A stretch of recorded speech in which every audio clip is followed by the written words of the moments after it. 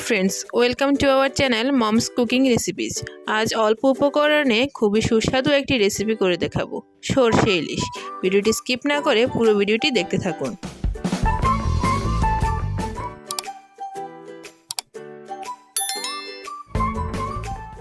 সরষে ইলিশ তৈরি করার জন্য সর্বপ্রথম যে উপকরণটি লাগবে তা হচ্ছে ইলিশ মাছ। আমি এখানে ইলিশ মাছ নিয়ে নিয়েছি। আমাদের এই চ্যানেলে আগেও একটি ইলিশ মাছের রেসিপি আছে, আপনারা চাইলে ওই রেসিপিটি ভিজিট করতে পারেন। ভিজিট করে অবশ্যই জানাবেন যে রেসিপিটি কেমন হয়েছে। তারপর নিয়ে নিয়েছি পরিমাণ মতো লবণ, হলুদ গুঁড়ো, গোটা জিরে, সরষে, আমি এখানে সাদা সরষে নিয়েছি। তারপর নিয়ে নিয়েছি কাঁচা লঙ্কা এবং সরষের তেল, যেটা রেসিপির সবচেয়ে মূল উপকরণ। শুরু করি। প্রথমে আমি একটি মশলা বানিয়ে নিব।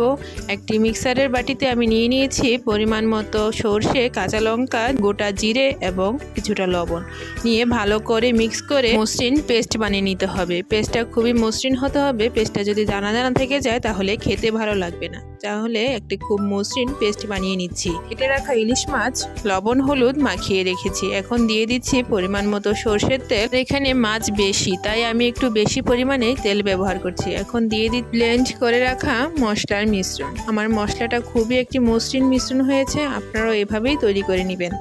এখন মিশ্রণটা ভালো করে মাখিয়ে নিব। মশলাটা যত ভালো মাখানো হবে রান্নার স্বাদটা ততটা ভালো হবে। খুব ভালো করে মশলাটা মাখিয়ে নিব। দেখুন আমি খুব ভালো করে মশলাটা মাখিয়ে নিচ্ছি।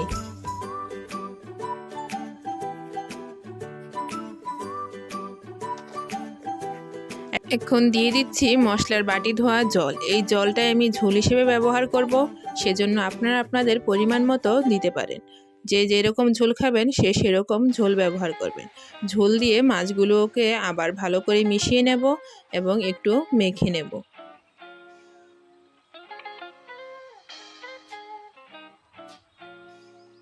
এর সাথে মশলার মিশ্রণ এখন কড়াইতে বসিয়ে দিয়ে দিয়েছি পরিমাণ মতো হলুদ গুঁড়ো আর কয়েকটা আস্ত কাঁচা লঙ্কা দিয়ে একটু মিশিয়ে নিচ্ছি। ওটা উপরে সরষের তেল ছড়িয়ে দিয়েছি। সরষের তেল ছড়িয়ে দিয়ে ঢাকা দিয়ে দিব 8 থেকে 10 মিনিটের মতো।